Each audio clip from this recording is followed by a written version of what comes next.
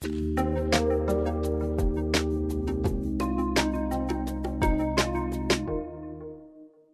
historian John Wigger's new book is full of these incredibly dramatic stories of desperate men who managed to sneak disguises and machine guns and bombs onto passenger jets and ask for ransom money. And then, and this is the most dramatic part, they would jump from the back stairs of the plane.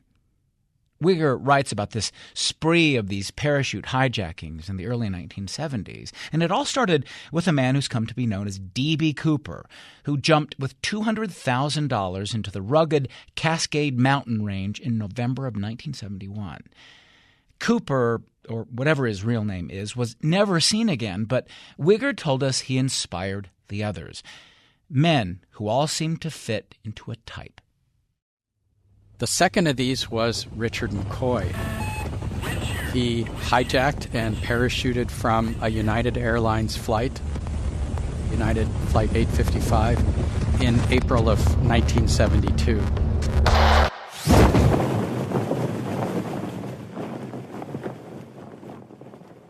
McCoy, he's an interesting guy in that he has a background that fits the profile of these parachute hijackers in the early 1970s. So in 1962, he enrolled at BYU. He came from a Latter-day Saints family. He left to go to Vietnam, joined the Green Berets, was wounded and returned in 1964 and re-enrolled at BYU. But I think he really yearned for that thrill of combat. So he had re-enlisted in 1967 and trained as a helicopter gunship pilot. Went back to Vietnam and by all accounts flew with reckless abandon, won a Distinguished Flying Cross for heroism. And then after his tour of duty was up, he came back to Utah, to BYU, and re-enrolled, met his wife Karen, and they were married, and they had 2 children. But civilian life was a difficult adjustment for McCoy. He continued to fly helicopters in his National Guard outfit, continued to parachute jump. This was a guy who was looking for the kind of excitement that he had found in Vietnam.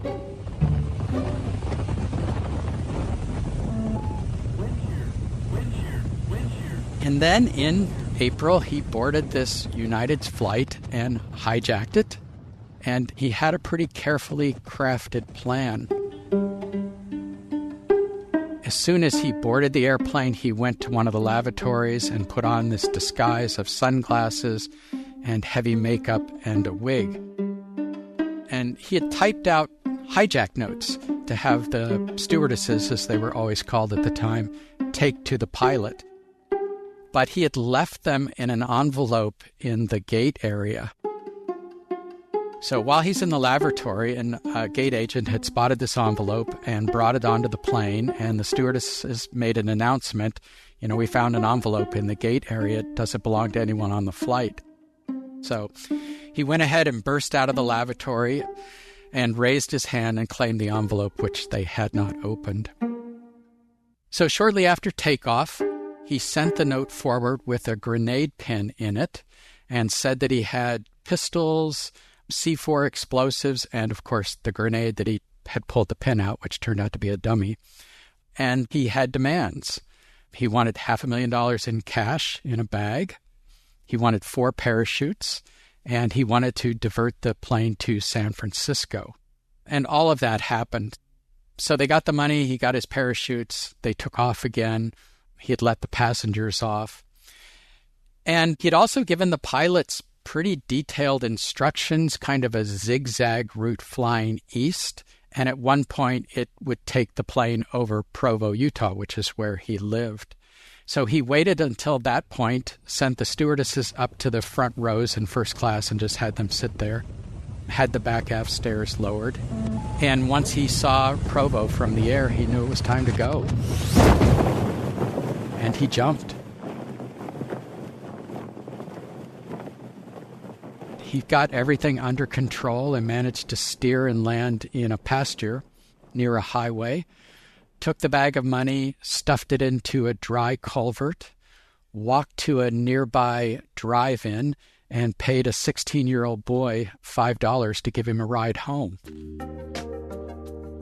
1968 to 1972, which is when all of these airline hijackings are grouped, it was a turbulent time in American society and American culture. And airline hijackings just sort of fit this time in a way that just seems really shocking today, but actually seemed pretty unremarkable to people at the time. And then added into that is the way that D.B. Cooper became something of a cultural folk hero almost overnight. So if you put this all together, all of this sort of craziness of the time period, and then D.B. Cooper looking like this cultural icon, there were a number of people, in fact, 5 of them in the end, who looked at that and said, I can do that too, and in the process, I can get a lot of money.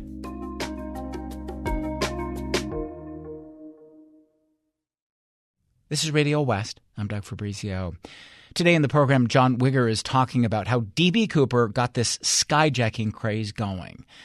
The book is called The Hijacking of American Flight 119. It's full of history about air flight and security and parachutes. And Wigger says the hijackings fit into this cultural moment of the 70s, where you had this sense of chaos gripping the country. This is when the Vietnam War really starts to turn in a way that most Americans decide it's untenable for the U.S. to remain there and probably a mistake in the first place. So actually Vietnam is big in this story and figures into many of the backstories of hijackers. But it's more than that. This is a period in which, like, books on the end times are national bestsellers. There are financial pressures that people really hadn't felt in the post-war era. I mean, this is also a period where people refused to wear seatbelts.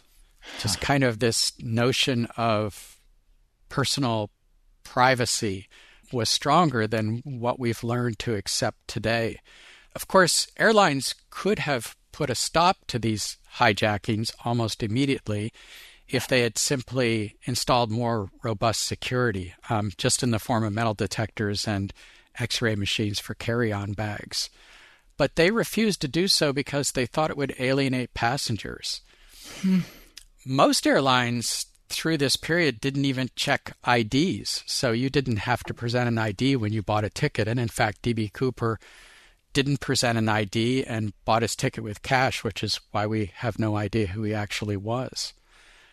So in a sense, this was just kind of a period tailor-made for people to do exactly what the parachute hijackers did. And incredibly, hijackers, not just the parachute hijackers, carried just an extraordinary array of things on planes in their carry-ons. They carried on rifles, shotguns, bombs of all description, most of them fake, pistols, dynamite, or what they said was dynamite. One hijacker, Arthur Barkley, carried on a gallon of gasoline. Wow. How bad did it get during this 4-year period in this sense? Like, how commonplace was it? I mean, you tell some of the stories that you lay out in the book are, you describe the phenomenon as kind of surreal. A hijacker running across the apron of an airport with a pillowcase on his head and a gun in his hand. One riding a bike with a rifle on the handlebars. As you said before, shotguns and hand grenades and dynamite and these fake bombs.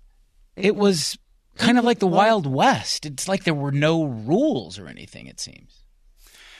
Well, this starts in 1968 and 1969, primarily with hijackings to Cuba. And they're really not politically motivated as much as they're often portrayed as. They certainly had no link to the Cuban government that was kind of befuddled with what to do about all of this. A large part of them were homesick Cubans who just couldn't figure out any other way to get back to the island. And in every case, passengers were unharmed. In fact, the Cuban government went out of its way to show them a good time, which they charged the airlines for. If it required an overnight stay, they put them up at the former Havana Hilton or out at a big hotel on the beach. They served them lavish meals. They took them to nightclubs. They showed passengers a good time. And so people came away from these experiences often thinking that they'd gotten something like a free vacation. Some passengers actually deliberately booked tickets through Miami hoping to get hijacked. So it was kind of hard to see this as a dangerous epidemic. No passengers were killed until 1971.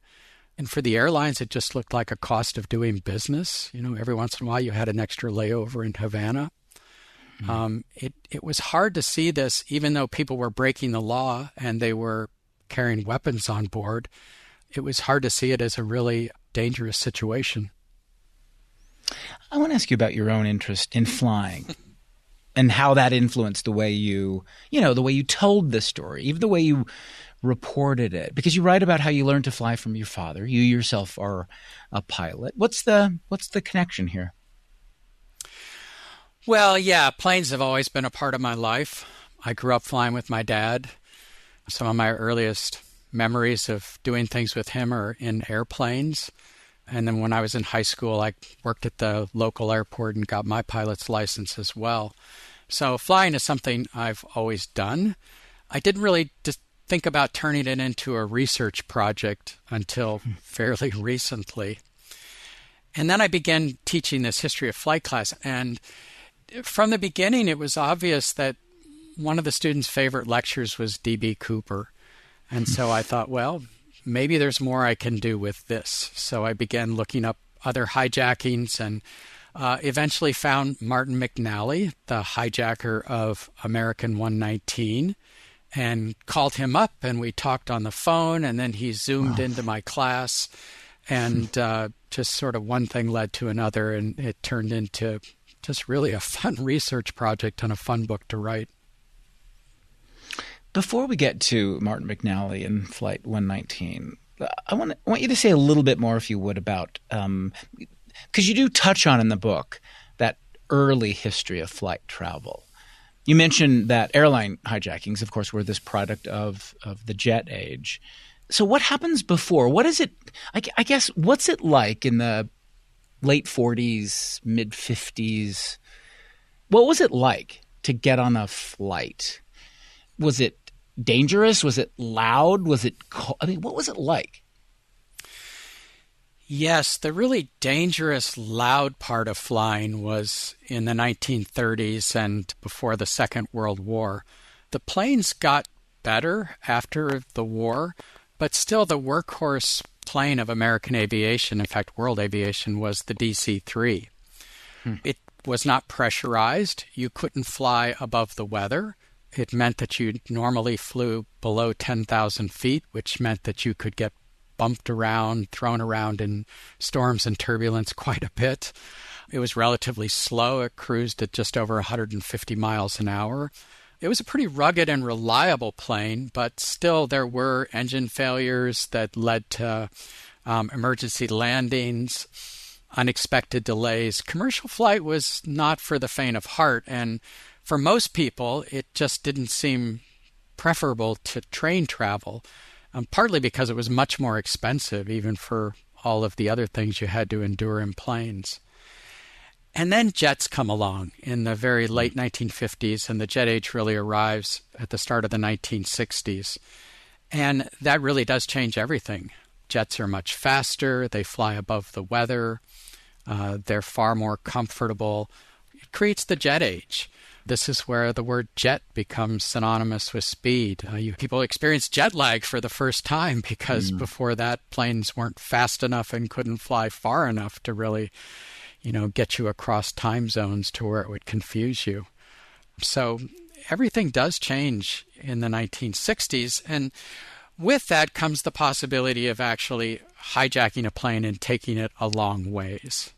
And that's the thing about hijackings is most of the hijackers don't just want to take the plane from, Pittsburgh to Indianapolis. They want to go someplace further than that.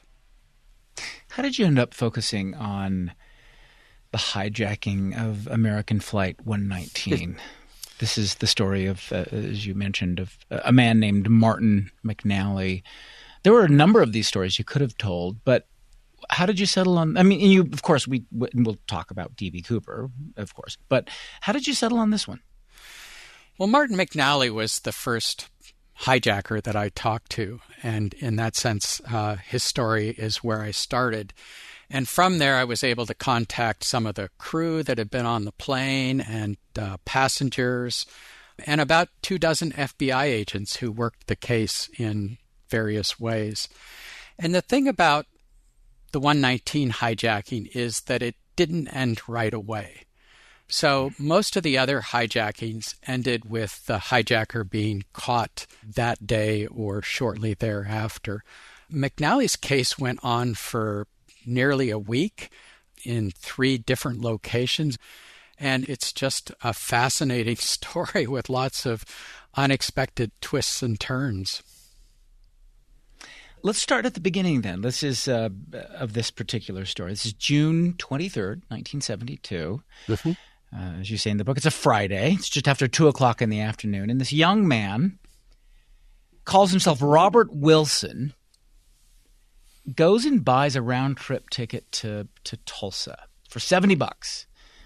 I want to ask about the first part of the story where, as you say in the book, he walks through the terminal and he goes directly to his gate. And he has with him a briefcase, has a wig in it, has a pair of rubber gloves, but there's also a smoke grenade, and there are 2 guns, and not just any gun. One of them was a machine gun. I know you've talked a little bit about the security part, but let's go back there. What was there in the way of security in those days? Because I think it gets to this other part that I think will be surprising to so many people, that air travel in the country at this time wasn't centralized like it is now. It wasn't necessarily controlled in the same way. So take us to this part of the story and what this says about the moment, I guess. Yes, so Martin McNally had heard the D.B. Cooper story over the radio, and he thought about it for some time and enlisted a friend, and they spent months planning this hijacking. He decided on the St. Louis airport, he came down and checked it out and realized that some of the airlines still had not installed metal detectors, so he would be able to get a weapon through security. Had a fake birth certificate made because by this time, the middle of 1972, some airlines were requiring you to present some form of ID when you bought your ticket. So he had a fake birth certificate with the name Robert Wilson. He got this machine gun. It's actually a really crude machine gun, but he cut 11 inches off the barrel and then took the stock and grip off so that it would fit in an average size business briefcase, and then had a small caliber pistol and the wig and the grenade in the briefcase. Bought his ticket a little bit before the flight, and then the day of the flight, he had a friend drop him off at the airport. He walked through the terminal, walked to the gate, handed his ticket to the gate agent, and then walked directly onto the plane and took his seat. So he had to be sure that it was a 727 because, of course, he needed the aft stairs to jump from. And St. Louis was the kind of airport where they flew a lot of short-haul flights in 727s, so it wasn't hard to get a ticket where you could be sure that that was the plane you would be on. You mentioned the 727. Say more about that. Because this era of parachute hijackings wouldn't have happened, you say in the book, without the innovation of this particular plane and this particular feature, this aft stairs. Say more about this part. Yeah, it's part of the evolution of the jet age. So the first successful money-making jet airliner was the Boeing 707. And it really did revolutionize long-haul travel. It was the perfect plane to fly from New York to London. But it wasn't a very good short-haul plane. So if you wanted to go New York to Pittsburgh to St. Louis to Tulsa, to Phoenix, to L.A., that really wasn't what the 707 was built for. It needed long runways. It needed a lot of external support equipment that many smaller airports didn't have. So Boeing wanted to build a smaller commercial jet that would be able to service these shorter routes and smaller airports, and that was the 727. It had a number of features that made it particularly well suited for doing that. It could land and take off in not quite half the distance of a Boeing 707. It was the first jet airliner to have its own auxiliary power unit to start its own engines, so you didn't need, like an external cart to wheel up to start the engines. And then the stairs. So they thought about this and they said, well, what if we land at an airport where they don't have external stairs to wheel up? How are people going to get off the plane? So they put in these aft stairs that could be lowered from the tail. And that way the plane was completely independent of, a lot of ground equipment. But the thing about the stairs is no one thought that, well, should we make them so that they can't be opened in flight? Because why in the world would you want to do that? So in fact, you could open them in flight. If you were going very fast, the slipstream would mean that they wouldn't fall all the way down and lock in place. But if you were going to parachute from them, you didn't need to do that.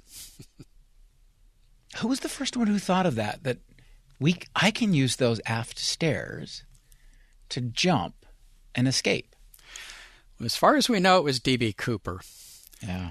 Now, there are stories that some of the CIA cutouts used them for exactly this purpose in Laos and during the Vietnam War, but that was all classified and people didn't generally know about that. John Wigger, he's a professor of history at the University of Missouri. His book is called The Hijacking of American Flight 119, How D.B. Cooper Inspired a Skyjacking Craze and the FBI's Battle to Stop It. We'll take a break. Come back in a moment. You're listening to Radio West.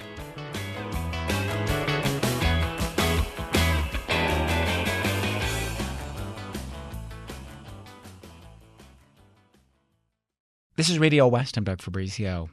Today in the program, we're talking about this weird moment in American history, the Skyjacking craze in the 1970s. Between 1968 and 1972, there were something like 130 hijackings of jet airliners in the country. Now, a lot of them were politically motivated, revolutionaries wanting to be flown to Cuba, for example. Of course, a lot of them just did it for the money. But in 1971, a man who's come to be known as D.B. Cooper did something totally different in his hijacking. Cooper jumped with a parachute and $200,000 in ransom money. Now, he either fell to his death or he got away with it, but either way, he became a folk hero and a legend. And the historian John Wigger says he inspired other men of a certain type. Wigger's book is called The Hijacking of American Flight 119. Let's talk about what, I guess, this is the beginning of this hijacking epidemic, November 1971. It's the hijacking of Northwest Orient Flight 305. The most, of course, famous hijacking case in history, the story of D.B. Cooper. How does this story begin? Just take us to the first part. How does this mysterious character get on the plane? Tell us the first part of the story. Yeah, he goes to the Portland airport and he buys a ticket to Seattle for $20. And he tells the agent who's selling him the ticket that his name is Dan Cooper, which the agent writes on the ticket.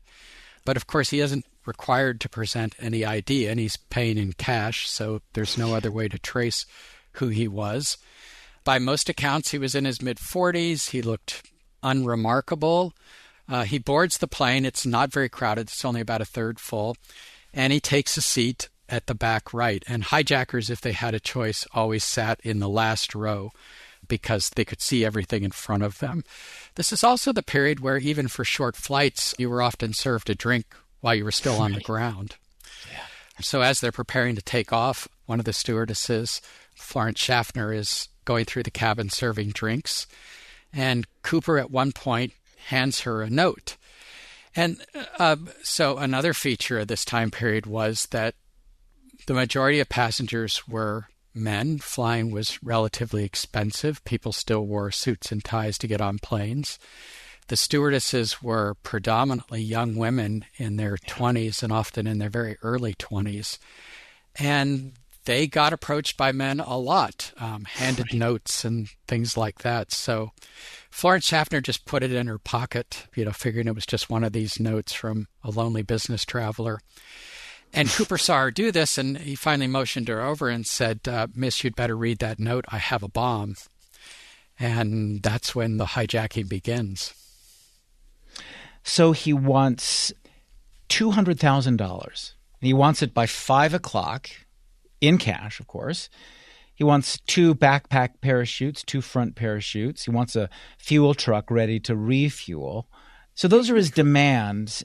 And you say that Cooper seemed to know something about airplanes, probably knew something about parachuting. I mean, he's the one who wanted those aft stairs to be left down.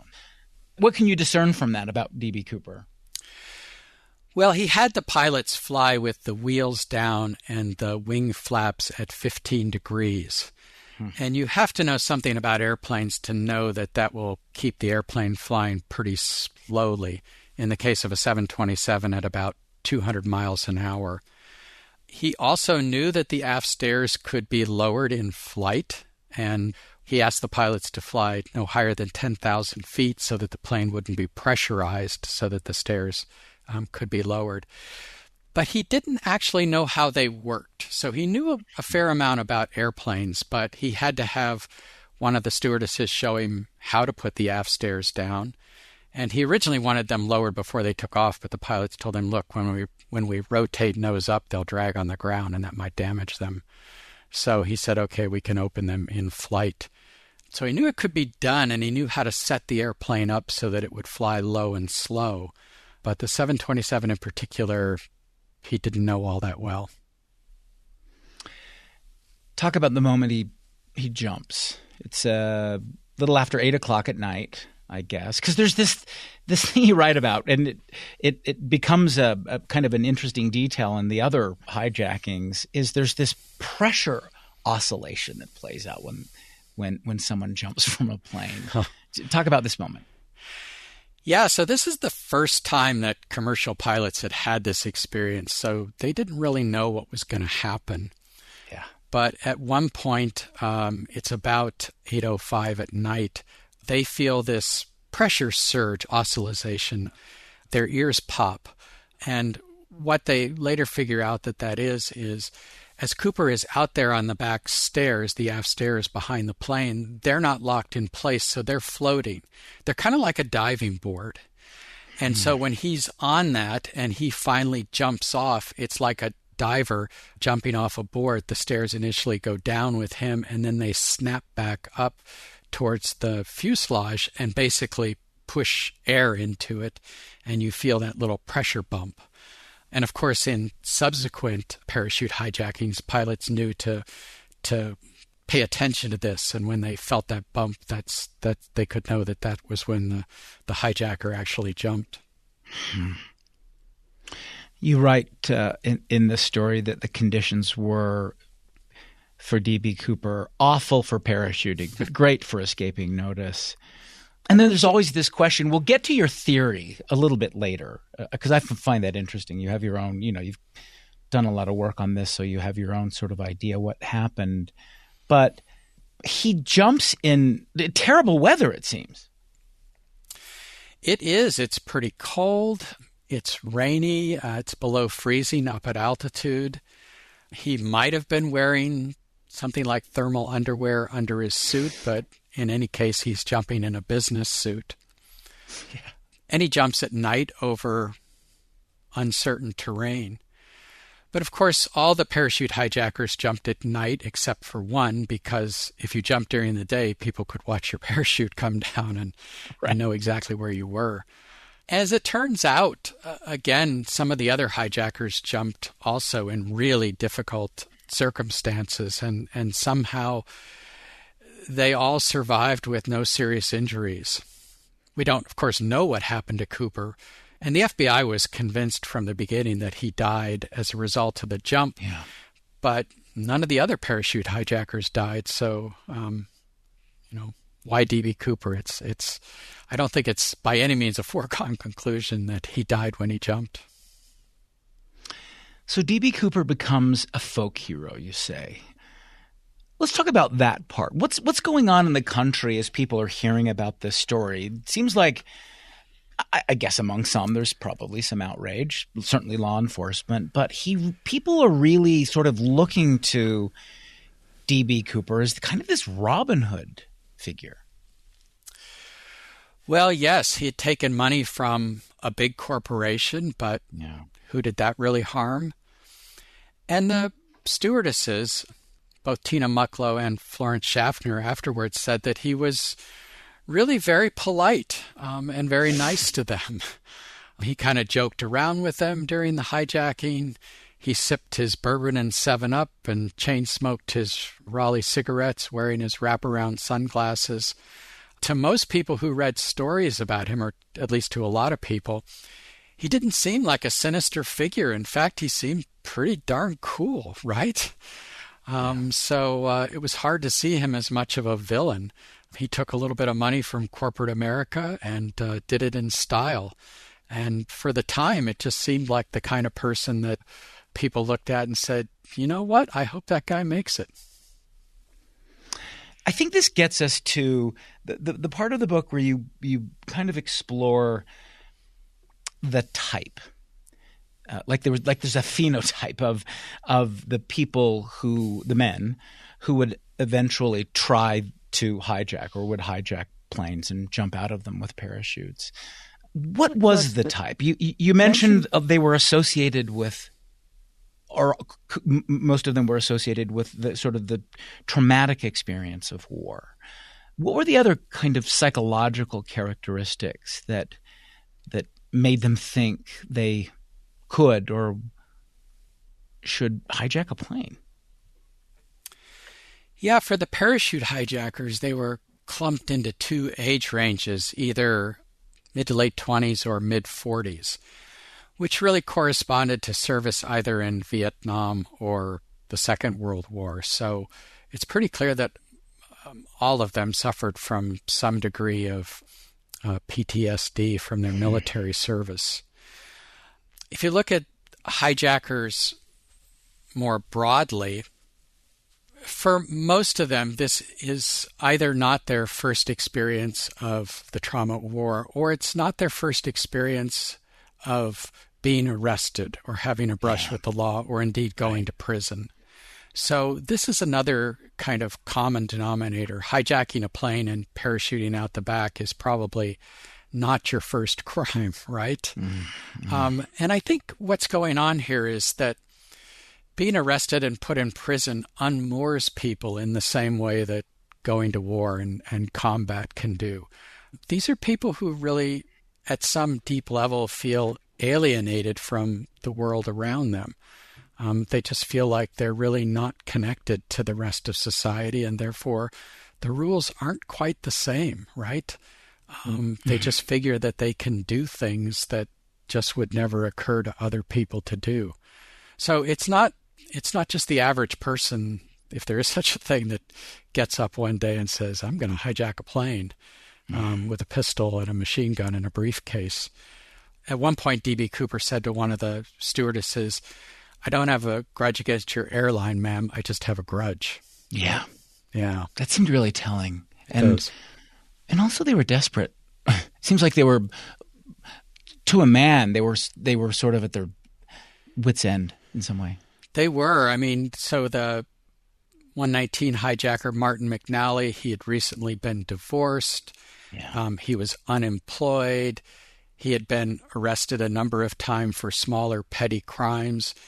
He was behind on his mortgage. The bank had sent him foreclosure notices. I mean, to McNally, it did seem like he was kind of at his wit's end, and this might be the thing to set everything right. If he came home with $500,000, which is, more than $2 million in today's money, he could solve all his money problems, and he could impress his friends, and he could be somebody. And I think if there's one sort of foundational thing that all the parachute hijackers, and in fact many of the hijackers from this era, were looking for. It was respect. And the D.B. Cooper hijacking seemed to set the blueprint for that. Here was someone who had done this and gained the respect of seemingly millions of other people he'd never met. Right. And I think that's that at its core, that's what they were looking for, was that kind of respect. John Wigger, his book is The Hijacking of American Flight 119, how D.B. Cooper inspired a skyjacking craze and the FBI's battle to stop it. We'll take another break. Come back in a moment. You're listening to Radio West.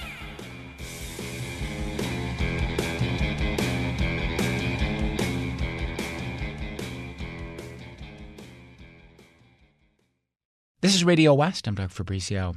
Back now to our conversation with the historian John Wigger. We're talking about the skyjacking craze in the 1970s. Wigger's book is called The Hijacking of American Flight 119. I want to have you say a little bit about this story of a man named David Hanley. I'm not sure where this story fits. Who drives his wife's 1971 black Cadillac Eldorado convertible into a plane. Tell this story and how this fits in your larger story. Yeah, David Hanley lived in St. Louis. He was something of a self-described inventor. And he had gone to a hotel directly across from the St. Louis airport on the day of the hijacking. And after his meeting, he had gone up to, they had a rooftop bar that you could sit at, and it overlooked the airport. You could see the apron and planes taxiing in and out. And he just, along with a lot of other people, he sat there through the afternoon and into the evening watching this hijacking play out on televisions in the bar, but also just being able to look out the window and when the plane was on the ground, see it there and see all of the kind of law enforcement and support vehicles around it. At one point, Hanley stood up late at night, just before midnight, and said, "I'm going to stop this and just watch me do it." And he went down and he got in his wife's Eldorado convertible Cadillac. He knew the airport, so he found a chain link fence gate, and he rammed his car through the gate. Actually took him 2 tries to do it.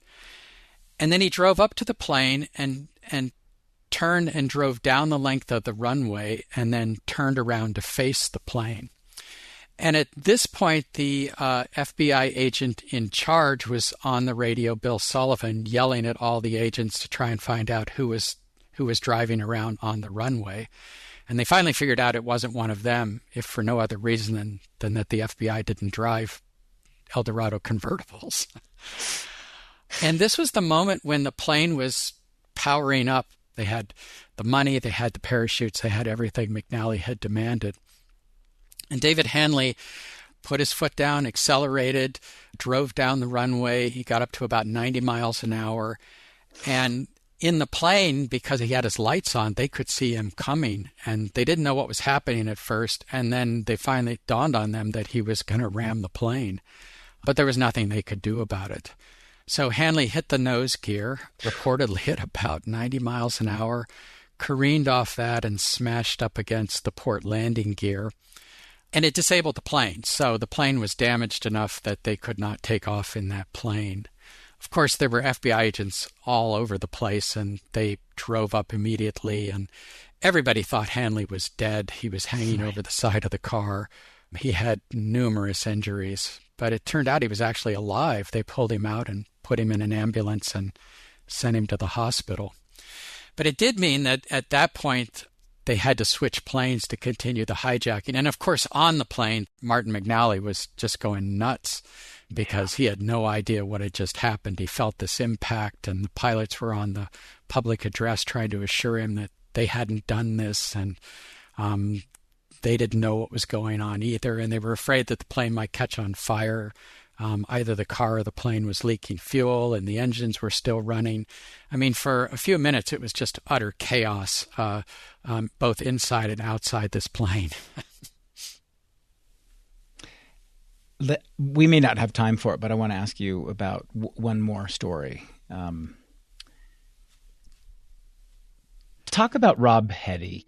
What's crazy about this story, of course, and And maybe you should talk a little bit about why Reno seemed like such a good spot to hijack a plane. But he jumps this perimeter fence, runs across, the runway.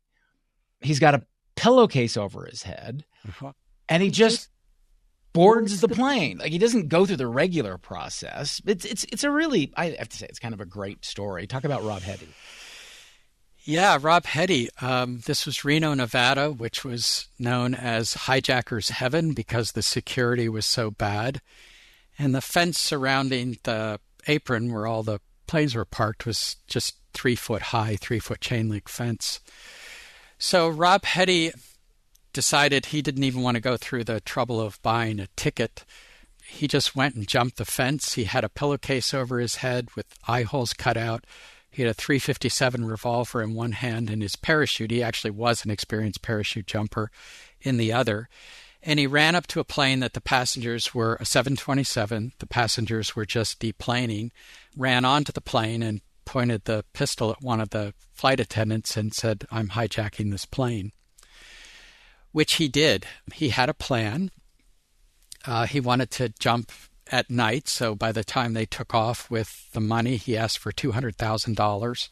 He gave them a specific route that he wanted them to fly, and he had parked his car about 20 miles away at the other end of Washoe Lake.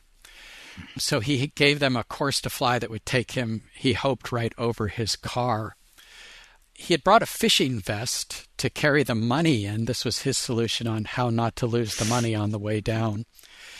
And he stuffed as much of it as he could into the fishing vest, but he ended up leaving $45,000 on the plane, which I think says a lot about Rob Hetty and where he was at, because if it's really just about the money, you don't leave $45,000 behind.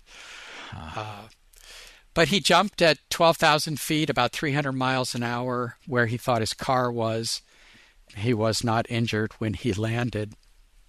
He actually took the fishing vest off and buried it, planned to come back and get it later. But as it turns out, where he landed was several miles from his car. So, of course, the pilots had reported where they thought he jumped, and every law enforcement in the area was out looking for him. And a couple of sheriff's deputies were cruising the dirt roads around the lake, and they came across a parked car with a Parachute Association bumper sticker. And they looked at each other and just thought, what are the odds? So they just sat there for the rest of the night, and about 5 a.m, Rob Hetty came walking up, retrieved his keys from under a rock, and got in the car, and they arrested him. Well, let's talk about what brings this era of epidemic hijackings to an end. Turns out Martin McNally, he was the last parachute hijacker to jump.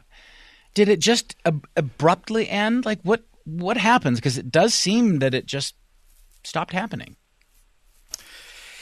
Yeah, there are other hijackings in the second half of 1972, and again, they get increasingly violent. There are shootouts on planes with passengers. There are hijackings that just go on and on for, more than 24 hours. And at this point, it begins to look to most people like it's no longer just this sort of interesting, quirky thing that's happening. It is actually really something dangerous that can happen to you when you get on a plane.